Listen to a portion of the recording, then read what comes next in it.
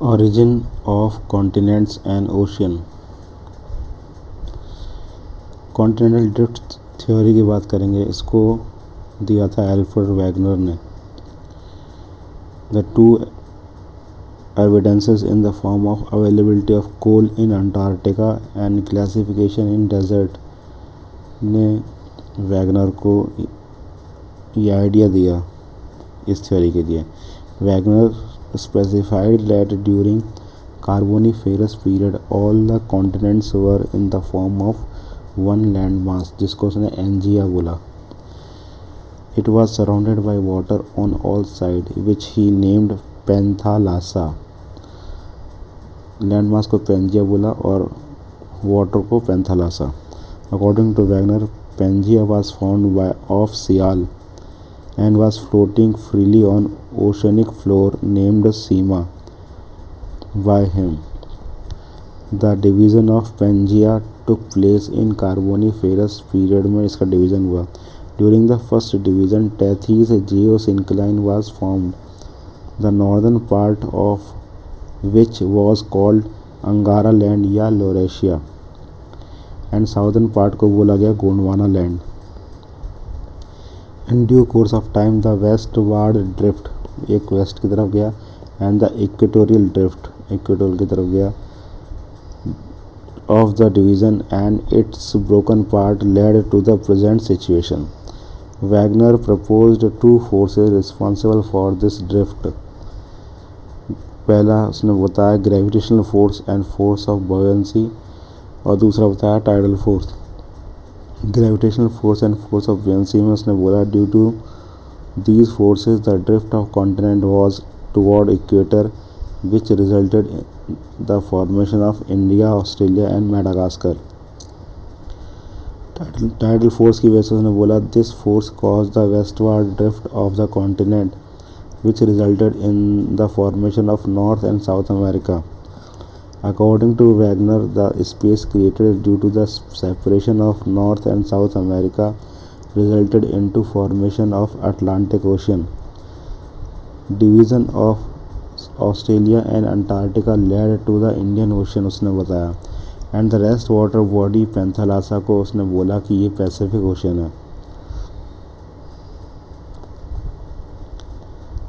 225 million years ago ऐसी condition थी, फिर 200 मिलियन ईयर अगो ये टेथिस सागर आ गया बीच में, फिर 135 मिलियन ईयर्स अगो थोड़ा सा ये और दूर हुए और ये यहाँ से अलग हुआ, यहाँ इंडियन ओशन क्रिएट होगा, ये इंडिया है। फिर 65 मिलियन ईयर्स अगो ये कंडीशन और दूर दूर हो गए, ये पूरा अलग हो रहा है। प्रेजेंट डे ये चल रहा है। Evidences in the support of the theory. पहला है जियोग्राफिकल एविडेंसेस, दूसरा है जियोलॉजिकल एविडेंसेस, तीसरा है एविडेंसेस ऑफ जियोडेसी, चौथा बायोलॉजिकल एविडेंसेस, पांचवा पैलियो क्लाइमेटोलॉजिकल एविडेंसेस। एक एक करके देखते हैं। सबसे पहले आपका geographical evidences. Jigsaw fit in Atlantic coast, अगर ये साउथ अमेरिका और अफ्रीका को जोड़ते हैं तो ये लगभग फिट हो जाते हैं, ठीक है। Alignment of mountains. If the coastal margin of the drifted continents are joined, then there is similarity in the alignment of all areas of mountains. Example: Caledonian, Hercynian and Alpine mountain ranges. Here are Hercynian, Caledonian or Alpine. Origin of young mountains. Wagner proposed that the Rockies, Andes, Alps and Himalayan mountains were earlier the sites of geosyncline. The sediment of these geosyncline were folded up due to the excess of pressure. Geological evidences में अगर हम बात करें तो दो category हैं, structural similarities and stratigraphical similarities. Structural similarities मतलब the structure of rocks of both the coast of the Atlantic ocean bear a lot of similarities। जी यहाँ पर रॉक्स हैं, उनमें सिमिलरिटीज़ है। स्टैटिग्राफिकल सिमिलरिटीज़ की बात करें तो the sequential similarities in the types of rocks of both the coast of Atlantic ocean prove that coast were joined together. Sequential similarities हैं। एविडेंसेस ऑफ जियोडेसी में अगर हम बात करें तो evidences of geodesy prove that Greenland is drifting towards Canada. Biological evidences में बात करें तो पैलेंटोलॉजिकल सिमिलरिटीज़ मिलती हैं। Similarities in the fossils of the plant and animals species को बोलते हैं पैलेंटोलॉजिकल सिमिलरिटीज़। बायोलॉजिकल हैबिट्स भी मिलती हैं। पांचवा एविडेंस है palaeo climatological evidences. The effect of glacification during carboniferous period in India मिलता है साउथ अमेरिका में, Africa and Australia. Proves that this could only be possible if these countries would have been joined together as a one land mass. ठीक है, अब हम बात करेंगे criticism भी हैं इस थ्योरी के। ठीक है, पहला क्रिटिसिज्म जियोग्राफिकल क्रिटिसिज्म ही है। जिग्सॉ फिट जो है वो एररनेस है। अगर हम दोनों को जॉइन करते हैं तो 15 डिग्री का गैप आता है। दूसरा, mid Atlantic ridge is a hurdle in joining two coast, और यहाँ पे ये नॉर्थ है साउथ अमेरिका और ये अफ्रीका। यहाँ पे मिड अटलांटिक जो रिज है वो हर्डल कर बीच में हर्डल है, कैसे जॉइन होगी। फिर जोग्राफिकल क्रिटिसिज्म की बात करें, there are negligible structural and stratigraphical similarities बहुत कम है regarding the composition of rocks on both the coast. Geodesical criticism की बात करें तो Wagner said that the westward drift of the continent is due to gravitational force of exerted by the sun and moon. लेकिन ऐसा है नहीं। अगर ऐसा ही होता तो ये gravitational force would have cause disturbance in the rotation of earth, अगर ये इतनी स्ट्रांग होती तो। दूसरा, प्लेट टेक्टोनिक्स। हैरी हैस, अगला टॉपिक है plate tectonics. Harry Hess in 1960 has been considered as the father of sea floor spreading theory दी थी इसने। What is plate? Plate word first time used by Tuzo Wilson ने use किया था to describe the outer layer of the earth. Plates का मतलब होता है क्रस्ट प्लस अपर मेंटल, और इसी को लिथोस्फीयर कहते हैं। प्लेट्स की थिकनेस रहती है 100 किलोमीटर। ठीक है, एंटायर लिथोस्फीयर जो है आपका 6 मेजर प्लेट्स और 20 माइनर प्लेट्स में डिवाइडेड है। ये डिवीज़न किया था मॉर्गन ने। ठीक है, which are moving, converging, diverging and colliding in respect to each other. This causes tectonic movements like, इनके मूवमेंट से फिर earthquake, volcanic eruption and formation of trenches होती है। मेजर प्लेट्स की हम बात करें तो 6 हैं ये। ठीक है, आपका एक तो है इंडो ऑस्ट्रेलियन प्लेट, दूसरा आपका पैसिफिक प्लेट, तीसरा आपका यूरेशियन प्लेट, चौथा आपका अफ्रीकन प्लेट, पांचवा आपका अमेरिकन प्लेट जिसमें ये नॉर्थ और साउथ अमेरिका दोनों आते हैं, और छठी है आपकी अंटार्कटिक प्लेट। ठीक है, माइनर प्लेट्स बहुत सारी 20 हैं, जिसमें मेन देख लेते हैं। एक है Arabian plate, Philippine plate, Indian plate, Scotia plate, Caribbean plate, Cocos plate, जुआन डी फूका प्लेट और नाज़का प्लेट। ये सारी माइनर प्लेट्स हैं।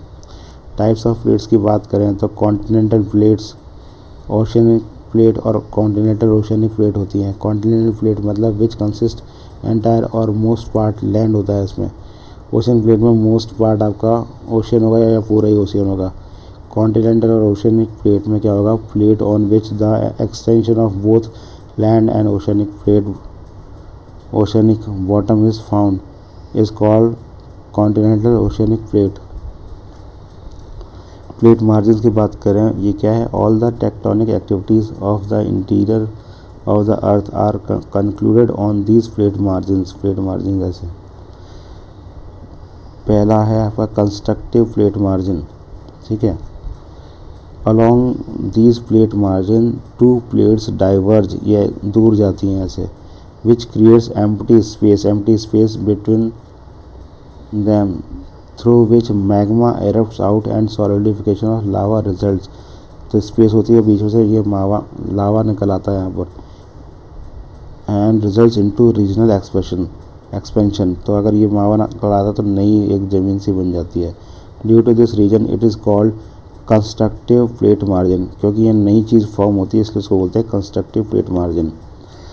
एग्जाम्पल है ये आपका मिड अटलांटिक ओशन रिज, ये रही। Such plate margin are found near the mid Atlantic ridge. दूसरी बात करें डिस्ट्रक्टिव प्लेट मार्जिन की, due to convergence of two plates.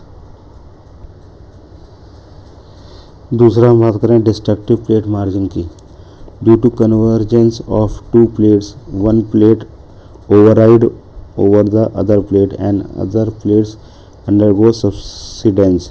इसमें क्या होता है, दोनों प्लेट ऐसे आती हैं और उसमें क्या होता है, एक तो नीचे चली जाती है और एक ऊपर चली जाती है। जो भारी होती है नीचे चली जाती है, तो ओशियनिक प्लेट ज़्यादा भारी होती है कॉन्टिनेंटल प्लेट से, ठीक है।